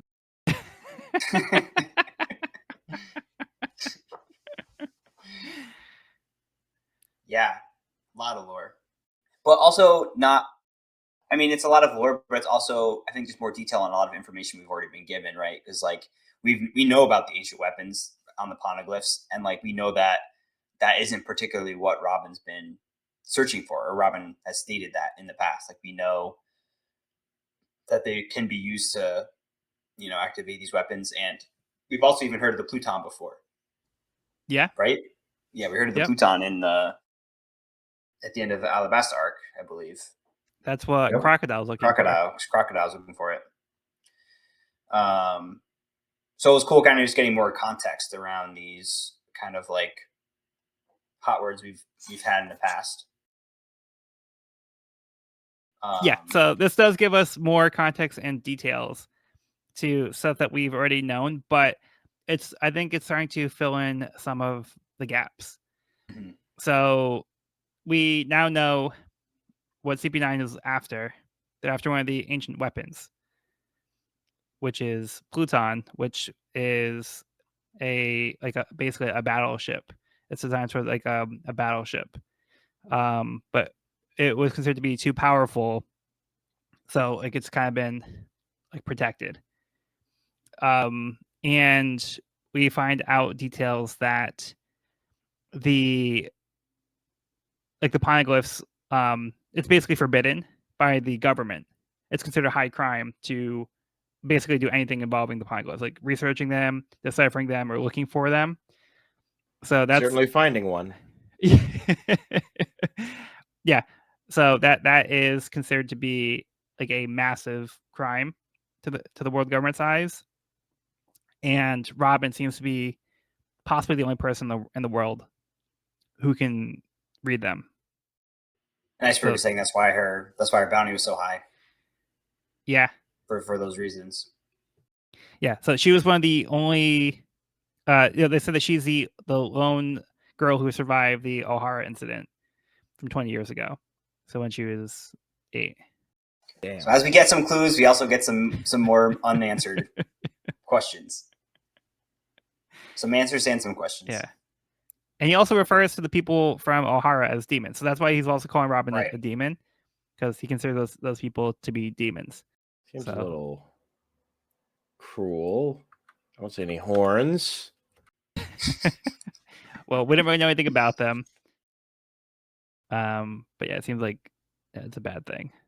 Quite the confrontation. I love the moment where Iceberg draws a pistol and Robin draws 4 pistols. Yeah. I was like, yo, let's go. Yeah, that's so cool. That was a very badass move. Yeah, that's so cool. On both sides. People wielding pistols. Yeah. Yeah. So good. Yeah, and then Robin has a conversation with Iceberg, and talks about how like she feels the same way, that she doesn't want the ancient weapons to fall into the wrong hands. But like she says, like, you have no right to tell me how to do my research. Mm-hmm. But it seems like Robin is trying to say, like, hey, like I agree with you. Like, yeah, like we don't want the ancient weapons to be used like by the wrong people.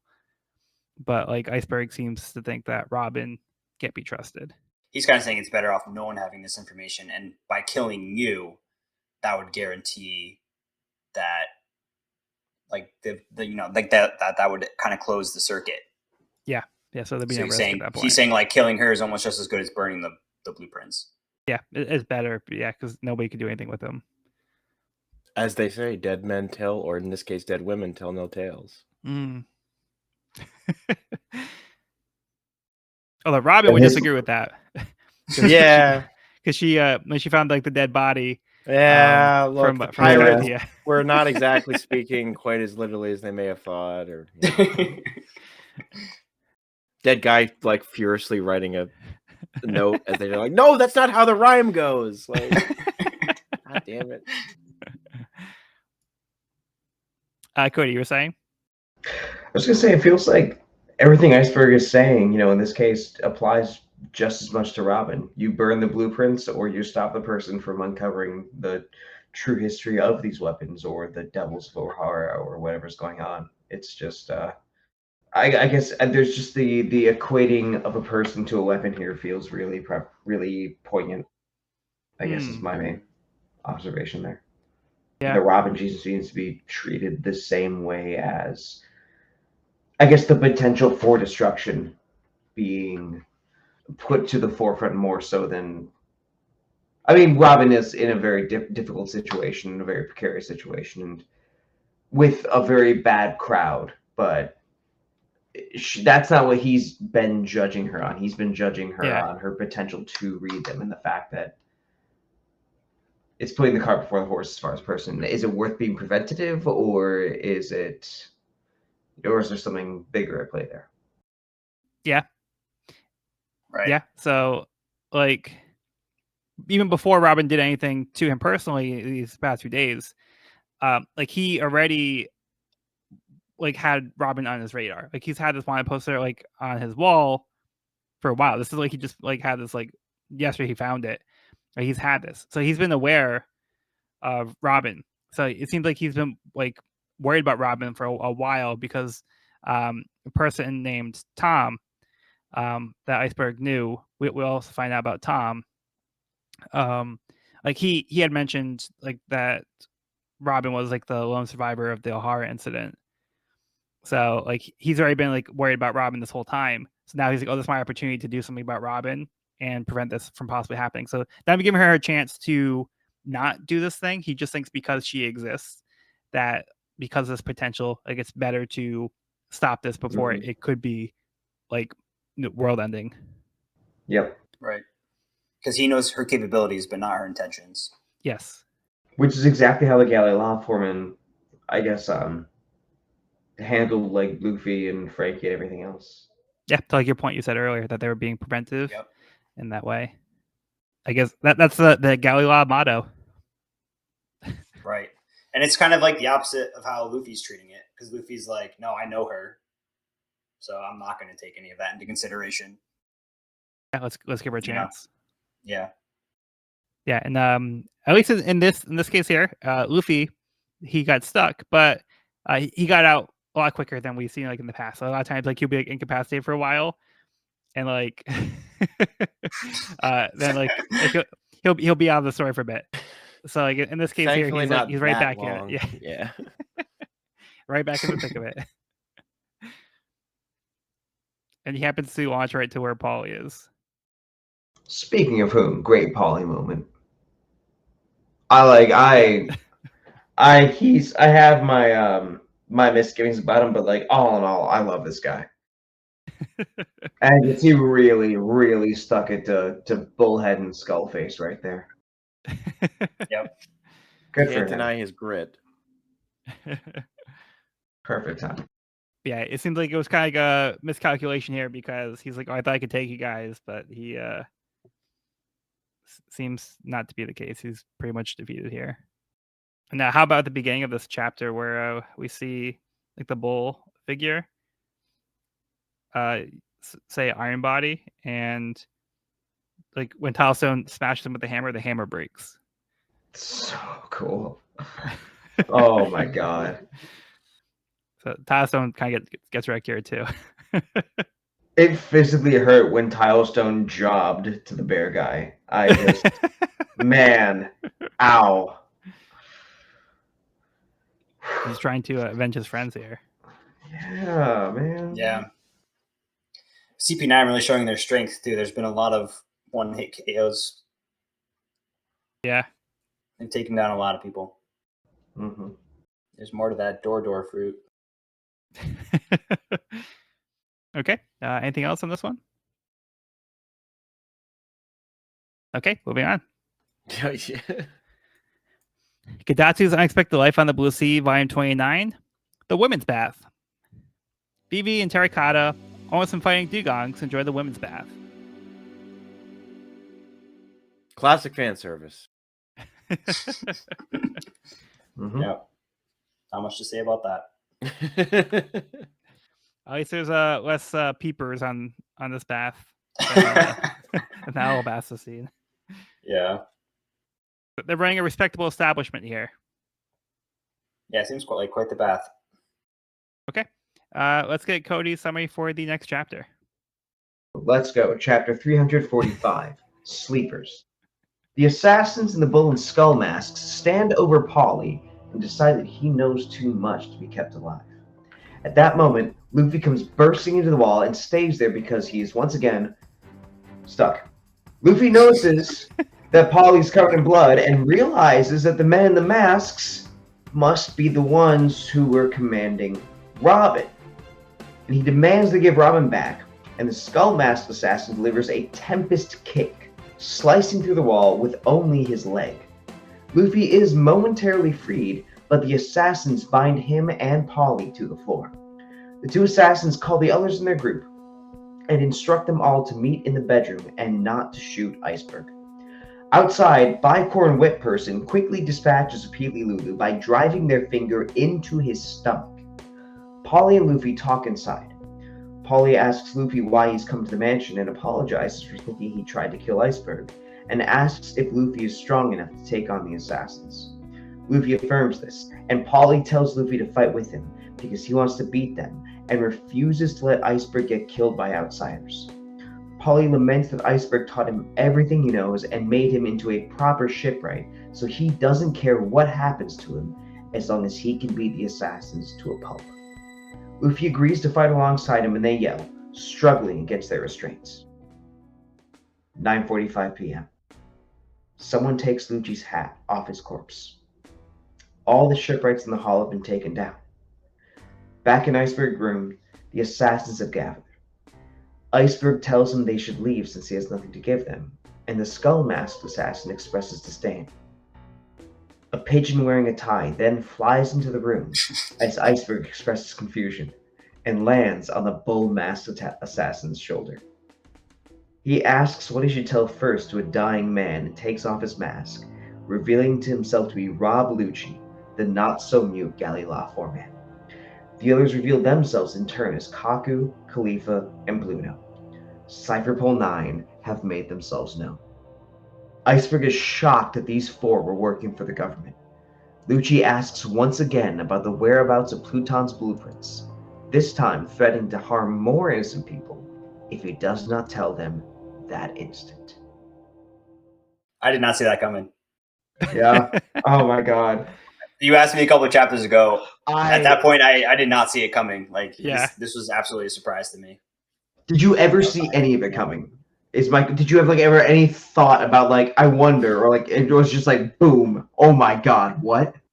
Yeah, I did not think that the foreman would be in the CP9. That was a complete shock.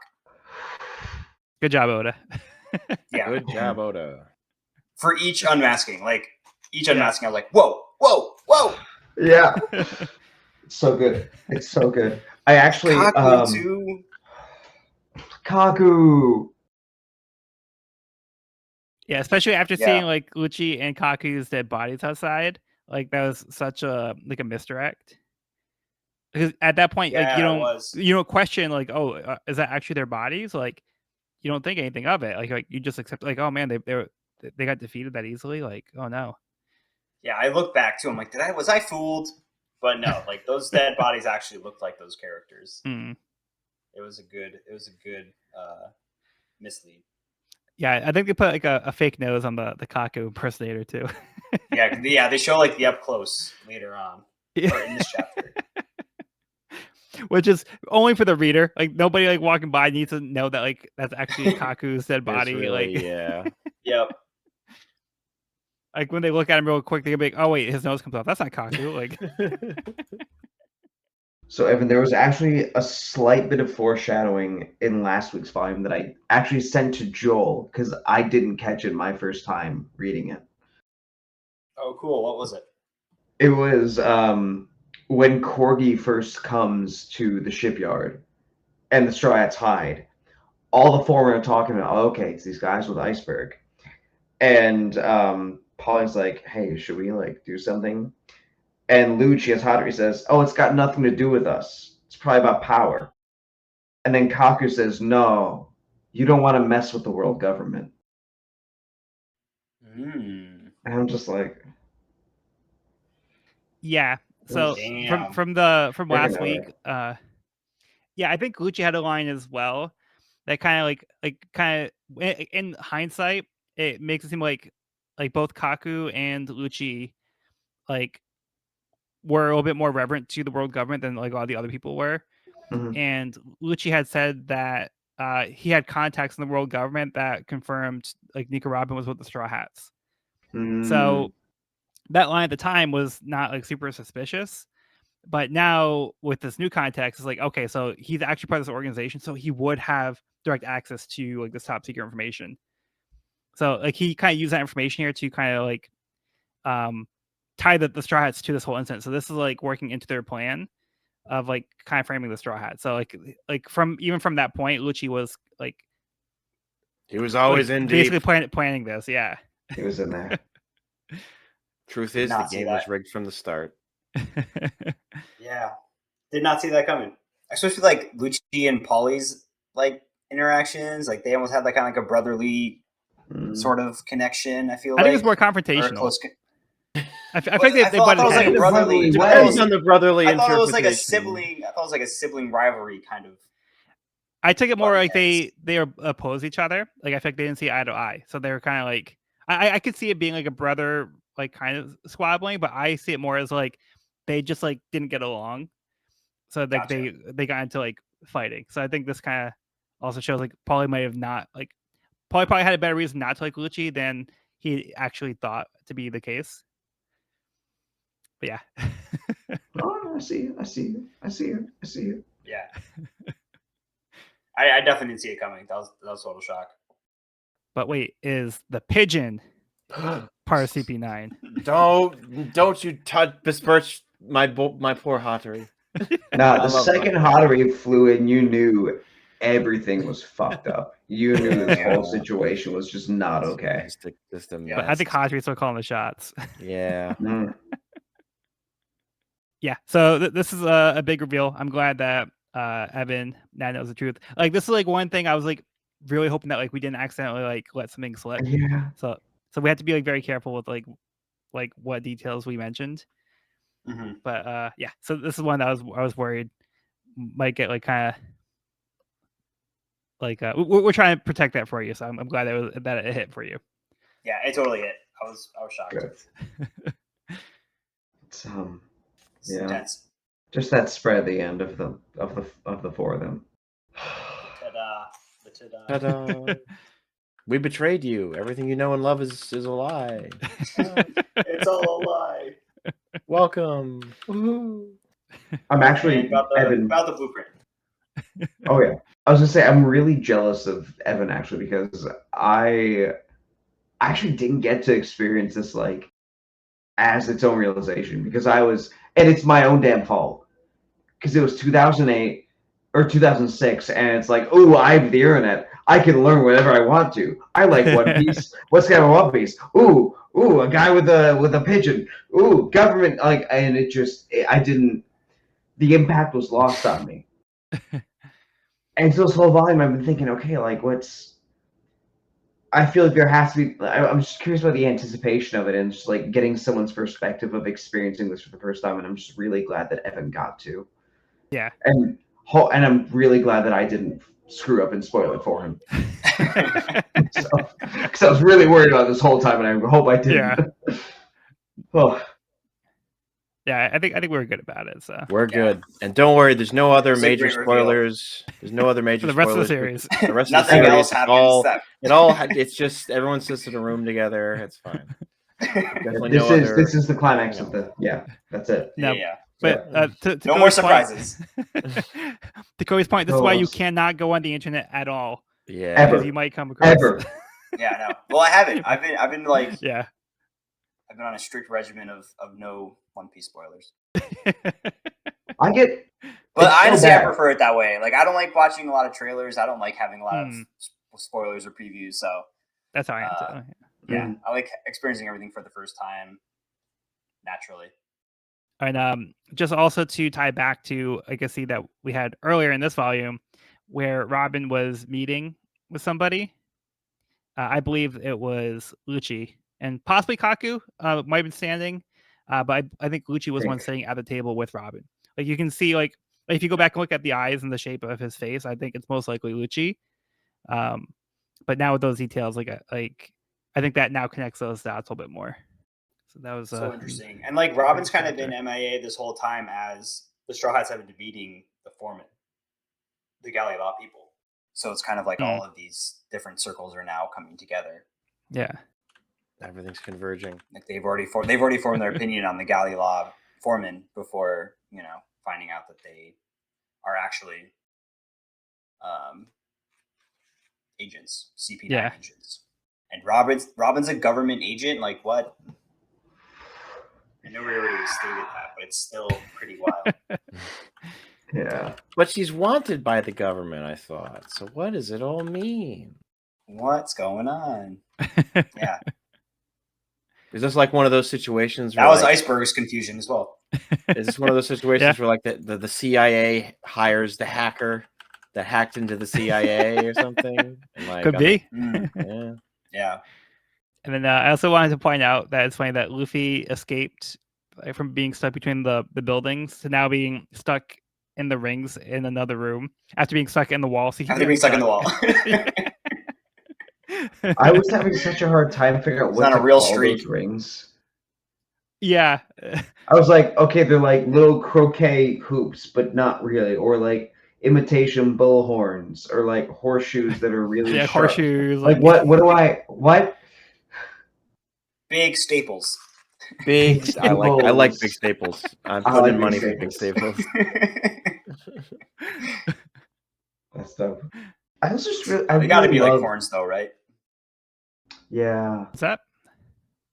I think they are horns because there's got to be a theme. Yeah. There's got to be a theme. He's wearing like a bull head. So, but why so many? Which is like where did they come from? A great misdirect because like you have Lucci, who looks nothing like a bull underneath the bull mask, but then the guy whose hair looks like bull horns is under a completely different mask. Yeah, that's so funny. Yeah, and this character Baluna that we didn't really know, like he got introduced in this volume, but yeah, he's like the guy from the bar, so he probably picks up on information as well by working at the bar. And he heard the conversation with Kokoro earlier, her talk about CP9, so he was there when she was like talking about this. Yeah, so I think it's like Baluna. I feel like in that meme at the party in the corner, like they don't know I'm in CP9. I heard CP9 is really cool. They let really cool people in the CP9. Guys, I hear they're really good at their jobs. Like, don't. I was wondering if there were any hints before, and if you guys were going to be like, "How did you not know?" Like it was so obvious. But I hope there honestly, wasn't. I feel like it was like there really weren't that many clues giving away. There really isn't. Who these people were. There really isn't a lot of like. There is, like you said, foreshadowing in the last volume, but you would never know that unless you were looking backwards. Yeah, little signs that like Kaku and Lucci were kind of bootlickers, just like a little bit here and there. Tell us how you really feel, Joel. But yeah, nothing like super like specific. Yeah.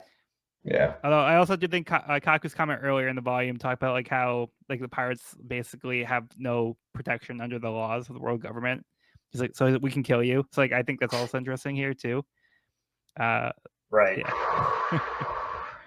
These guys well, back then it was also like these are shipwrights that have to deal with pirates all the time, and so they don't really put up with pirate bullshit, you know? Yeah. But I guess we can see how like or why Kaku kind of has that stance as like under the world government laws, like I can kill you. Like it's not about like a moral thing. It's like I can kill you like by law, and that's okay. Yeah, it's the purge every day for y'all. Yeah, such a cool reveal, and like it could have just been 4 random assassins, but it's not. It's 4 characters that we've grown to learn over the past couple of volumes. Yeah, so that's kind of cool. All right, any other thoughts on this one? Actually, yeah, I really, really, really love the interaction between Luffy and Polly in this chapter. Mm. I feel like Polly's very much been that very brash. I'm trying to find the right word for it, but not cold, but brutally honest and just prickly kind of guy. But it's just Rude. he's so vulnerable. Yeah, he just wants to protect Iceberg. And it was really nice getting to see him let that wall down for a second. Yeah. And he did put his life on the line too, going after this blueprint. That's a fake. But like he knew this was an important thing for Iceberg, so he put his life on the line for it. And Iceberg said, "Hey, just run." Right. Yeah. But he didn't. Yeah, Iceberg didn't want to put him in danger, but there was still a risk. I'm just saying, I love Polly. It's 10 out of 10 chapter. Oda. Great job. Yeah. Yeah. Yeah, I do like how they have that moment where they decide to like bury the hatchet and be like, "No, what? Let's team up together. You know, let's try to course correct here." You know. Right. Mm-hmm. Totally. All right, so let's move on to Gidatsu's Unexpected Life on the Blue Sea, Volume 30. Gidatsu, the Blue Sea Boss. Gidatsu stands on the balcony of the building, achieving his goal of being the boss of the Blue Sea. He's actually pouting correctly. He's not biting his lip. Oh.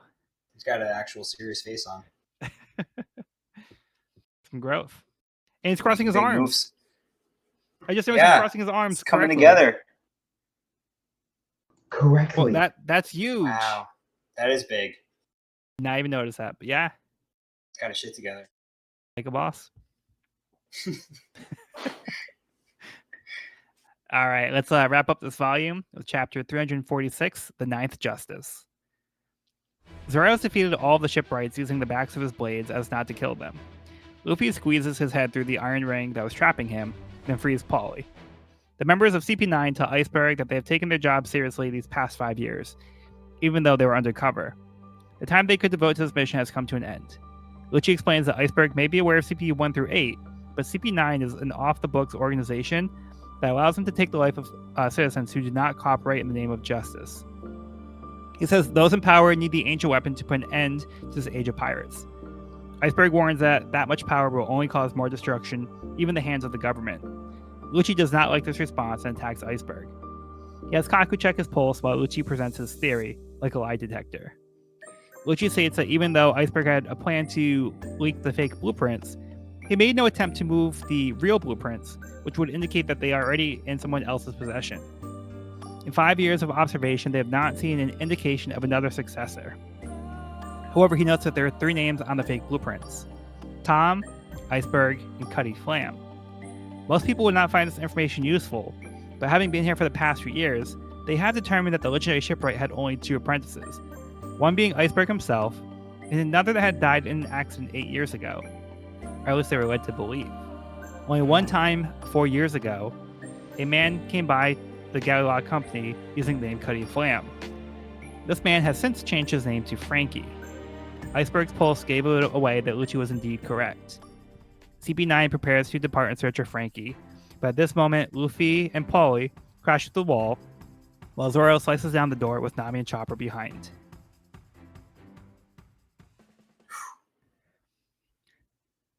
Oh my god. Reveal after reveal, man. Yeah, more bombshells. Damn. 10 out of 10 monologue. Luffy getting out of the restraints and being like, "I'm out because I'm rubber." It made me laugh. That was absolutely hilarious. I'm out because I'm made of rubber. Woo! That's a great shot too of him squeezing his head out of the staple there. Yeah. That's a great shot. And then Zoro, I like Zoro's face in the first page after he defeated everybody using the back of the blades. I'm just like, you know that you could have killed him still, right? Yeah, surprised he went full 3 sword style. You have Chopper just so legitimately impressed in the background. Yeah. Yep. So cute. Oh, buddy. And then Zoro still finds a way to go the wrong way. Like, follow Yeah. us. We're going this way. And Zoro's still going the wrong direction. Oh, perfect. Classic. These CP9 guys, they are just a master class in long form improv. Yeah, they should be on Wow, Who's like- Line. They really. Scenes for hat. Things you can say to your boss, but not to an assassination target.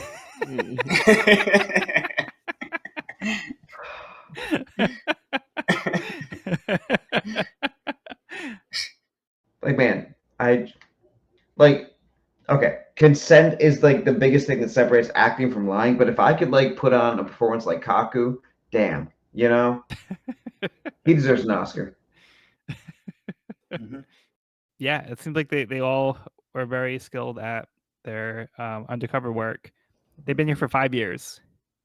Like, you know, gaining trust of the people and trying to pick up information. But yeah, so they say that, like, all right, so the time that we can actually devote to this is like come to an end. Like, we need to we have to stop this operation like one way or the other. So like our hands have been forced. We haven't been able to make as much progress as we'd like. Now we take drastic measures, and this is where we are. Plus, the whole island's about to sink, so there's that. Also, time constraint. Yeah, I thought it was extra interesting tension. getting a little more detail on CP9 as opposed to CP 1 through 8. It's like beyond the law for the sake of the law, or whatever. Yeah. Well, That there was seems like- a little bit of a. Yeah. What are you say, Sean? You keep going. I gotta do a little googling. Oh, no, I was just gonna say it seems kind of interesting to have this law enforcement who are like beyond the law. You know, it seems kind of like a oxymoron. The Well, they give him like free reign, yeah, pretty much. Yeah. the Okay, Sean? the idea of like a secret extra division of this, it sort of comes into mind of like MI6, the James Bond Secret Intelligence Service thing, was not officially recognized until like they didn't like acknowledge it as being real, the British government, until 1994.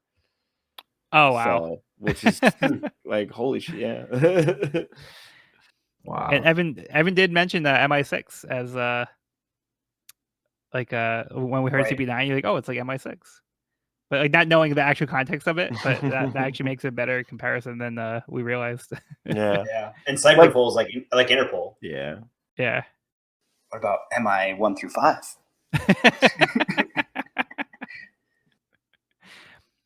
But how about this reveal about this Cuddy Flam person? Cuddy Flam. It's gonna be my new nickname. It's gonna be my new alias when I go to bars. Call me Cuddy Flam.